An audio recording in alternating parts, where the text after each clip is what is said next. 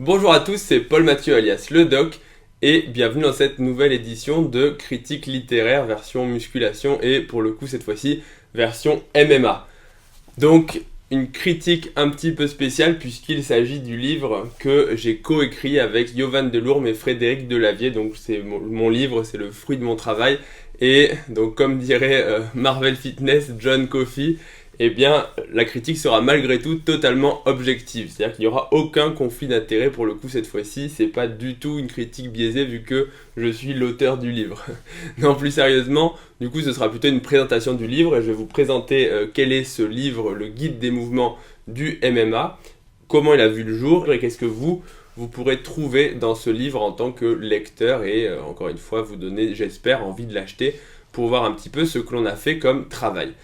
La première chose que je vais dire, c'est finalement pourquoi le guide des mouvements du MMA. Donc si vous voulez entendre l'histoire, c'était un soir d'été en janvier. Non, l'été c'est juillet plutôt. En juillet 2017, donc il y a 1 an et demi, où j'ai été contacté par Fred en fait qui m'appelle et il me dit ouais écoute salut, je suis en train d'écrire un livre avec mon collaborateur Yovan Delourme avec qui donc ils ont monté la maison d'édition Human Evolution.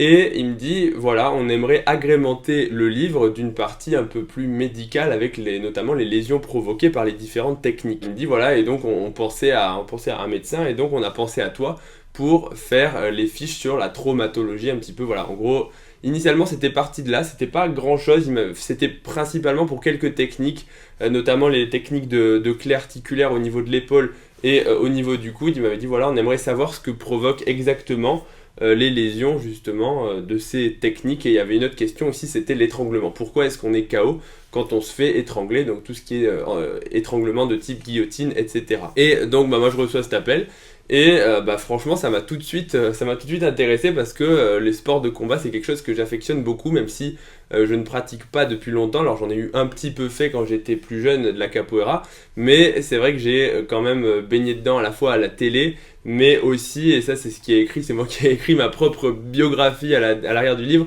mais sur tout ce qui était manga, dessin animé et jeux vidéo quand j'étais petit, où j'étais très très friand, et je pense que vous serez beaucoup dans le même cas à avoir eu votre enfance bercée par principalement Dragon Ball, Ranma, où il y avait aussi Ken le Survivant à l'époque, donc des mangas de baston assez violents et où les héros étaient des combattants, des guerriers. Enfin il n'y a pas que ça, il y a aussi One Man Punch. Donc voilà, donc une enfance finalement bercée par les sports de combat à la télé. Encore une fois, quand j'étais petit, mes parents ils étaient un peu frileux, ils m'ont dit fiston, faut pas se battre, c'est dangereux et tout, les coups. Donc en fait je me suis jamais vraiment battu en étant petit, mais j'avais un peu au fond de moi cette envie de ressembler à Sangoku et de me dire putain moi aussi je vais me transformer en super guerrier et je vais mettre des patates aux gamins à l'école et en gros je vais être le plus fort. Et je m'amusais beaucoup aussi avec mon frère à se taper dessus. Enfin bref, bon là je vous commence à vous raconter ma vie, mais du coup voilà comment est parti et comment est parti ce projet, c'est parti de là.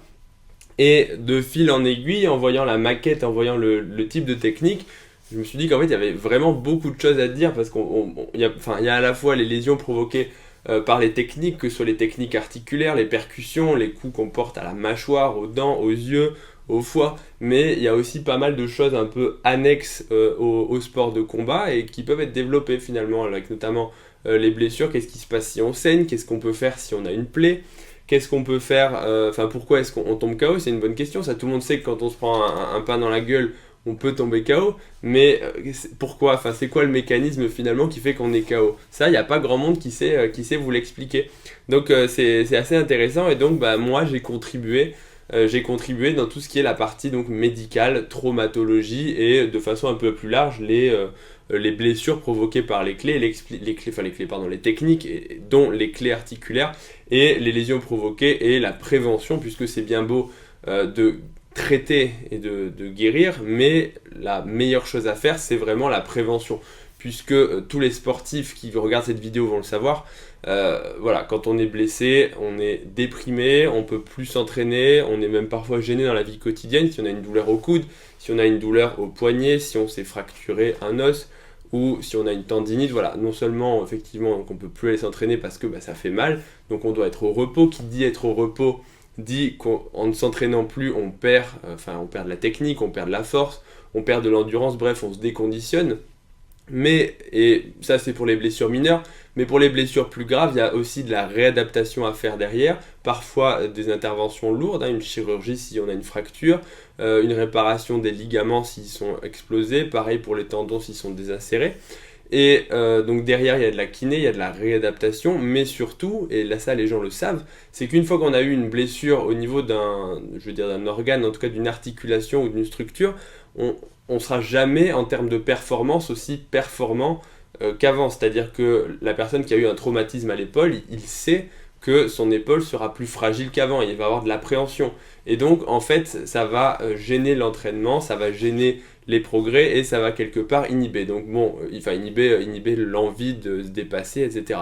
Donc finalement, quand on est blessé en tant que sportif, c'est une des pires choses qui puissent arriver, même si, on le sait, la blessure chez le sportif, encore plus le sportif de haut niveau, c'est quelque chose qui fait partie du sport. Il n'y a aucun sportif qui ne s'est jamais blessé. Malgré tout, une blessure grave peut mettre la fin à une carrière, ça s'est déjà vu plein de fois, et également, le but c'est quand même de les minimiser et de se blesser le moins possible pour continuer à s'entraîner, mais surtout si vous êtes amateur, de ne pas altérer votre qualité de vie. C'est quand même con au sport de se blesser et d'être finalement handicapé dans la vie de tous les jours. Alors quand c'est une tendinite, c'est pas bien grave, mais si on se fait une rupture des ligaments croisés du genou, si on se fait une rupture au niveau de l'articulation du coude, je vous assure que dans la vie de tous les jours, vous allez être gêné. Donc voilà pour. Enfin, et d'ailleurs, je pense à chaque fois je pense au coude parce que c'est vrai qu'initialement c'était ça, mais il y a aussi encore plus grave au niveau du cou. Qu'est-ce qui se passe si vous prenez une mauvaise réception sur la tête au niveau des cervicales?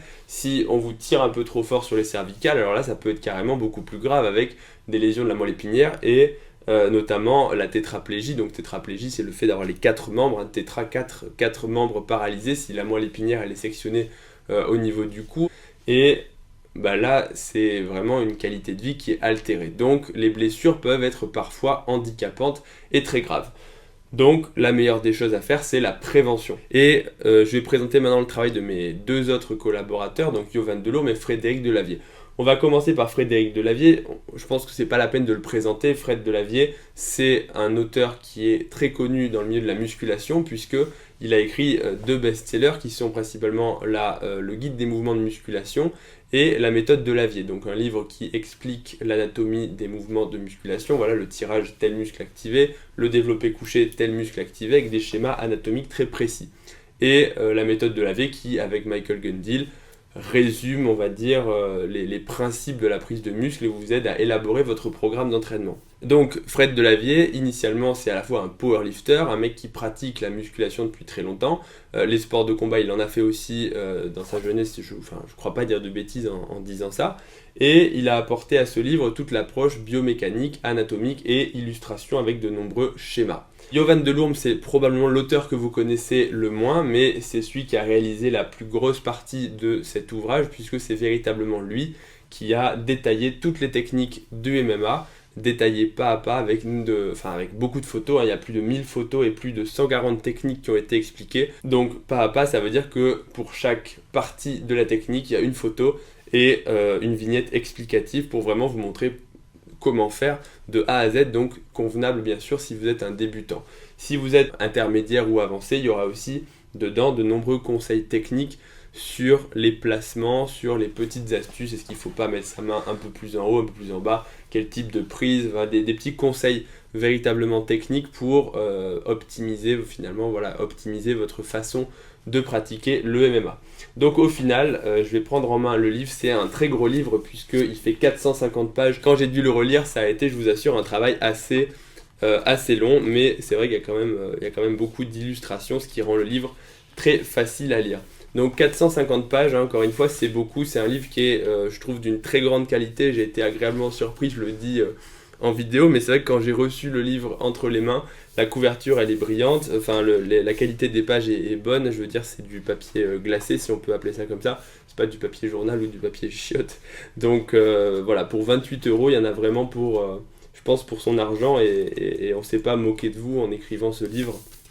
Donc je suis très satisfait de notre travail et encore une fois je remercie mes collaborateurs mais également toute l'équipe qui a participé à ce livre puisqu'il y a aussi un maquettiste et un illustrateur qui ont aidé à la mise en page à la mise en page et à faire que le livre soit, encore une fois, agréable à lire et joli, puisque quand un livre est moche, on n'a pas envie de le lire.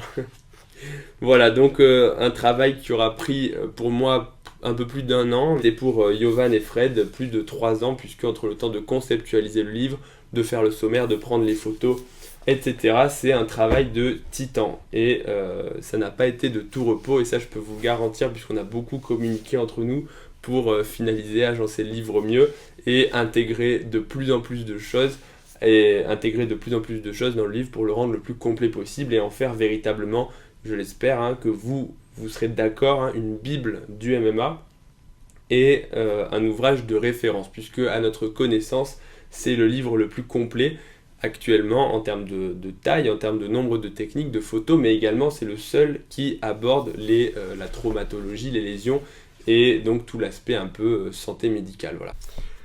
Voilà la couverture du livre, donc une couverture qui est franchement jolie, un grand bravo à toute l'équipe qu'il y a eu derrière le livre et notamment les graphistes qui ont vraiment fait un travail superbe pour illustrer ce livre et tout mettre en forme pour que tout soit beau et tout soit agréable à voir.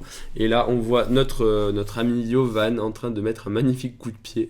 Donc on le rappelle, ce livre c'est plus de 140 techniques qui sont expliquées dans le livre, plus de 1000 photos, ça a été un travail colossal pour Yovan et sa femme Gilliane de prendre toutes ces photos et les mettre en ordre. Les lésions provoquées, la culture générale du MMA avec des anecdotes et une partie dédiée aux conseils d'experts sur comment bien performer dans ce sport. Donc voilà le sommaire, pour ceux qui se poseraient la question. Donc en fait, le sommaire n'est pas détaillé, mais c'est par partie, alors notamment tout ce qui va être striking, donc les jabs, les coups de poing debout, tout ce qui va être emmené au sol, donc comment amener son adversaire au sol afin de pouvoir lui exploser la gueule bien comme il faut une fois qu'on est en position montée. On a également tout ce qui est garde, donc garde de jambes, demi-garde de jambes, garde papillon, quadrupédie, donc c'est quand on est au sol à 4 pattes. Et enfin, toute une partie pour s'entraîner sur un sac avec des cordes pour les enfants et le training physique, donc le cardio training, puisque malgré tout le MMA, comme tous les sports de combat, reste un sport extrêmement technique, mais surtout extrêmement requérant pour le système cardiovasculaire, et donc il faut avoir une condition physique excellente pour pouvoir tenir pendant la durée du combat. L'avis de l'expert, ça c'est la partie de Yovan, sur différentes choses, les lésions au foie, frappe à la tête, les protège-dents, les types de poignets, l'hydratation, l'entraînement, les étirements, etc. Et après, il y a toute ma partie, on va y revenir sur les blessures et la traumatologie. Et on va attaquer véritablement les techniques. Donc, comme vous pouvez le voir, le livre est mis en place sous forme de petites bulles explicatives avec le détail extrêmement précis de toutes les positions. C'est-à-dire que si vous assistez à des cours, c'est bien, mais là, le soir, en rentrant de cours, ou si vous pratiquez le MMA pour votre plaisir, je vais dire sans avoir un prof, vous pouvez vraiment avoir accès à toutes les techniques du MMA dans cet ouvrage, détaillé de façon précise, pas à pas, grâce à l'aide du texte relié aux images, le placement, comment est-ce qu'il faut mettre ses pieds, quelle est la position des mains, et il y a aussi plein de petits détails techniques qui agrémentent vraiment et font vraiment un gros plus aux techniques, c'est-à-dire en gros les conseils de l'expert. Pourquoi est-ce que de décaler un petit peu son poing, de décaler un petit peu sa prise sur l'adversaire, placer sa main un peu plus haut, un peu plus bas, va avoir une action différente et surtout va rendre la technique soit carrément plus efficace, soit au contraire, pourquoi est-ce que dans certaines situations, la technique n'est pas efficace parce qu'en fait votre placement est mauvais. Là, vous avez les lésions des yeux, un petit paragraphe que j'ai fait. Qu'est-ce qui se passe finalement si vous prenez un coup au niveau des yeux? Qu'est-ce qu'il faut faire et quels sont les différents types d'atteintes? On a ici les fractures du massif facial, en gros de la face. Et là, on a une superbe illustration où on voit que le pauvre bonhomme, il s'est fait rétamer le visage et il a les os du nez en vrac, la mâchoire fracturée et l'orbite également explosée. Les lésions des dents, alors là, on attaque fort sur ma partie. Alors vous allez voir, c'est parsemé tout au fil du livre. Les lésions des dents, est-ce que c'est vrai qu'on peut remettre les dents en place? Est-ce que c'est vrai qu'il faut les conserver dans du lait? Vous verrez tout ça, et c'est pas des blagues. Il y a aussi pas mal d'anecdotes et de culture générale du MMA, donc la prochaine chose qu'on attend, c'est d'essayer d'agrémenter un petit peu avec des images libres de droit des champions, ça donnerait un petit plus au livre. En attendant, on n'a pas pu pour l'instant le faire pour des raisons financières. C'est-à-dire qu'acheter une photo de Ronda Rousey, ça coûte super cher. L'avis de l'expert, lésion de la mâchoire. L'avis de l'expert également, protéger vos dents. Donc finalement, quel type de protège-dents utiliser? Est-ce que ça sert vraiment? Comment est-ce qu'on le garde? Quelle hygiène? Etc. etc. Les hémorragies cérébrales, c'est également un des grands versants de la traumatologie des sports de combat, puisqu'on se prend beaucoup de coups au niveau du visage et au niveau de la tête. Et un coup à la tête peut faire saigner, notamment faire saigner au niveau du cerveau. Ça s'appelle une hémorragie cérébrale et c'est quelque chose d'assez grave. Donc là-dedans, c'est détaillé comment reconnaître justement les signes d'une hémorragie cérébrale et se dire que c'est peut-être pas un chaos tout simple. En tout cas, quels sont les signes d'alerte qui doivent vous amener à consulter un médecin. Pourquoi une cage orthogonale, les frappes à la tête, aussi une partie super intéressante sur les mécanismes du chaos, quels sont les différents types de chaos, etc. Probablement des choses que vous ne saviez pas, qui sont explicités dans le livre. Donc voilà, des petits points pratiques, comment stopper une hémorragie, puisque ça peut arriver, hein, vous prenez un coup au niveau de l'orbite et vous avez une plaie de l'arcade sourcilière. Vous prenez un traumatisme plus profond et vous saignez, vous avez un hématome, un bleu. Qu'est-ce qu'il faut faire? Alors bon, c'est un bleu au niveau de la tête, donc comment ça s'appelle déjà? Ça s'appelle une bosse. C'est pas très grave, mais il y a des hémorragies qui peuvent être beaucoup plus graves et donc ça sera pas un cours sur comment stopper l'hémorragie si vous avez besoin d'une chirurgie ou autre, mais déjà ça peut permettre dans le club, sur le ring ou dans la cage de faire les gestes de premier secours en attendant l'arrivée du médecin. Encore des schémas et des explications, donc vous voyez c'est extrêmement complet, le livre fait 450 pages, c'est vraiment, pour 28 €, c'est vraiment un superbe livre et vous en aurez pour votre argent. Encore des techniques. Alors après, qu'est-ce qu'on peut dire d'autre sans faire un catalogue du livre? Voilà, les blessures des doigts, des mains et des poignets. Ça aussi, c'est des choses qui reviennent fréquemment, puisque quand on se sert de ses mains, qu'on met des coups de poing, qu'on chute au sol, on peut se fracturer le poignet, on peut se faire des lésions au niveau des doigts, des ruptures de tendons, des fractures, etc. Et donc tout ça, c'est détaillé dans cette partie. Et notamment des lésions qui peuvent passer inaperçues, puisque les doigts c'est quelque chose d'extrêmement complexe, hein. Il y a les tendons fléchisseurs au niveau de la face palmaire, hein. Il y a les tendons fléchisseurs communs profonds, les tendons fléchisseurs superficiels, parce que finalement les phalanges, vous avez vu, on peut fléchir le bout de la phalange, mais on peut aussi fléchir le milieu de la phalange, et on peut fléchir la phalange tout entière. Donc tout ça, ça nécessite des tendons, des muscles, pour pouvoir réaliser ça de façon correcte. Et donc chaque structure peut finalement être blessée. Quand on attrape quelqu'un, on peut se faire une rupture des fléchisseurs, etc. Pareil pour les extenseurs dans des circonstances différentes. Bon, je vais passer un petit peu parce que là on est à la page 100, le livre fait 450 pages et donc sinon la vidéo va durer 1 heure. Donc déjà que j'ai une tendance naturelle à parler énormément, je vais raccourcir un petit peu. Maintenant, les clés articulaires. Alors les clés articulaires, c'est quelque chose qui revient extrêmement fréquemment, que ce soit en MMA, mais surtout dans les sports de combat qui sont uniquement composés finalement de clés, notamment le jiu-jitsu brésilien. Je pense que c'est le sport de combat qui utilise le plus de techniques de clés, puisque c'est que de la lutte au sol. Et donc les techniques de clés, qu'est-ce qui se passe? Vous avez un effet de levier qui s'exerce sur l'articulation. Qui dit effet de levier dit démultiplication des forces, et donc à chaque fois que vous allez faire une clé à votre adversaire, si elle est passée, si elle est validée, verrouillée, voilà, c'est ça le terme que je cherchais, la clé une fois verrouillée peut causer de graves dégâts, notamment en faisant des ruptures au niveau des ligaments, des tendons, voire même carrément parfois des fractures. Donc tout ça, ça va être détaillé technique de clé par technique de clé et avec des conseils de prévention pour éviter que ça vous arrive. Parce qu'on a beau dire, mais quand vous êtes blessé, alors il y a les blessures qui vont être invalidantes définitivement, c'est-à-dire que certaines blessures, malheureusement, les sportifs ne s'en relèvent jamais, hein. Si vous vous arrachez un muscle, si vous vous fracturez, alors on peut revenir bien évidemment, mais en termes professionnels, en termes de compétition, ça sera une zone qui va être fragilisée et donc ça va handicaper toute votre carrière ou ça va potentiellement vous empêcher de pratiquer le sport que vous aimez. Donc le problème à partir de là, même si c'est une blessure moins grave, c'est aussi que ça va vous mettre hors d'état de combattre pendant plusieurs semaines, dans le meilleur des cas, voire plusieurs mois. Il n'est pas rare que des pratiquants se soient fait une blessure, hein. On peut citer la coiffe des rotateurs, dans les techniques de clé au niveau de l'épaule, de coiffe des rotateurs, au niveau du coude, et qu'ils ne vont jamais revenir à 100%. Ils vont toujours dire oui, j'ai guéri, mais j'ai une douleur résiduelle, j'ai une appréhension, j'ai ceci, j'ai cela.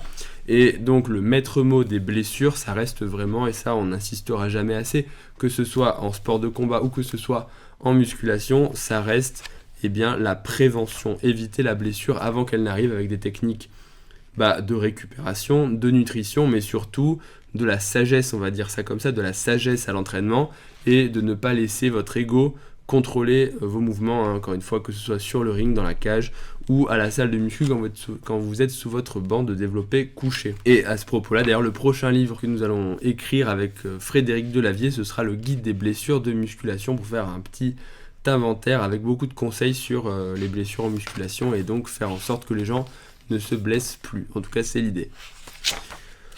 Voilà.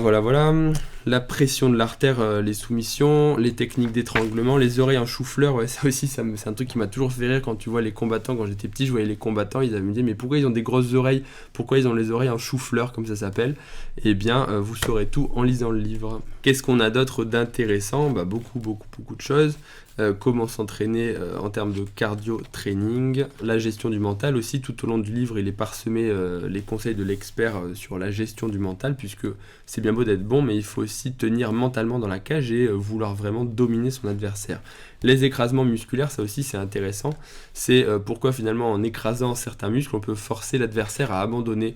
Et pourquoi? Contrairement à ce qu'on croit, initialement on se dit un écrasement musculaire c'est juste de la douleur.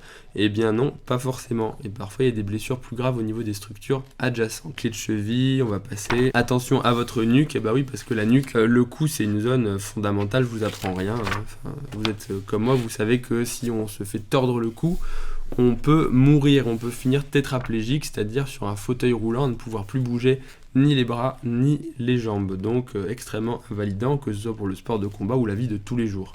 Omoplata, donc une technique de clé au niveau de l'épaule. Voilà, il y a le Kimura, je crois qu'il est un petit peu plus loin. Triangle de jambes, Jujigatame, voilà, les clés de cheville et de talon.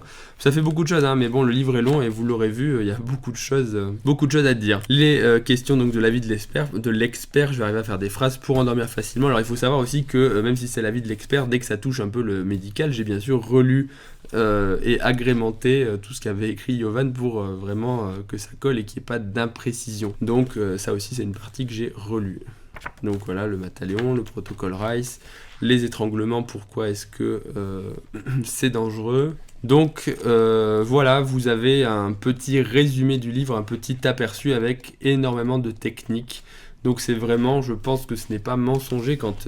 et d'ailleurs, si vous pouvez regarder là, quand on écrit derrière que ce livre va s'imposer comme la référence du MMA et que ce sera une véritable bible, je pense que l'on n'a pas menti. Vous pouvez vraiment voir la qualité de ce travail d'équipe, donc entre Yovan Delourme, Frédéric Delavier et moi-même, pour faire vraiment un ouvrage qui va être une référence, je pense, et que j'espère vous allez apprécier si vous avez l'occasion de le lire. En conclusion, le guide des mouvements du MMA, un livre qui, je l'espère, va s'imposer comme la référence en France et peut-être même à l'international, on ne sait jamais, soyons ambitieux pour ce sport qu'est le MMA. Il convient donc à toutes les personnes qui pratiquent les sports de combat, que ce soit le MMA, mais également la boxe, le Muay Thai, le Jiu-Jitsu, avec beaucoup de techniques de clés, puisque chaque pratiquant pourra trouver finalement chaussure à son pied et éventuellement compléter son arsenal de techniques. Donc véritablement un livre complet avec une partie sur les techniques, une partie médicale et de nombreux schémas et analyses biomécaniques des mouvements à l'intérieur. Donc je l'espère, un livre qui sera bientôt une référence du MMA. Donc n'hésitez pas à l'acheter pour me soutenir moi, soutenir mes collaborateurs Frédéric Delavier et Yovan Delourme pour le travail accompli, également soutenir la chaîne Cher Fitness, puisque indirectement quand vous me soutenez moi, vous soutenez la chaîne. Et n'hésitez pas aussi, ça peut faire une bonne idée de cadeau de Noël à offrir pour un cousin, un neveu, votre maman aussi si elle a envie de se mettre au MMA pour se défendre dans la rue. Voilà, n'hésitez pas. Autre chose, si vous lisez le livre et que vous avez des suggestions, n'hésitez pas à nous les faire parvenir, puisque de façon très importante, on a probablement oublié des choses, où il y a des questions qui vont vous venir en tête, et même à nous, hein, quand on va relire le livre et qu'on se dit ah merde, on aurait dû en parler dans le livre, parce que voilà, il est complet, mais il y a toujours des choses qu'on va rajouter à la 2e, 3e édition. Donc n'hésitez surtout pas à nous faire parvenir vos remarques, à nous poser des questions là-dessus, et je pense que ça va véritablement enrichir le livre pour les éditions ultérieures. Je vous laisse le lien dans la description en bas, n'hésitez pas. Et je vous dis à bientôt pour la prochaine vidéo qui cette fois-ci parlera de musculation. N'hésitez pas non plus à me retrouver sur Instagram qui va s'afficher ici. Et sur ce, je vous dis à bientôt. Au revoir à tous.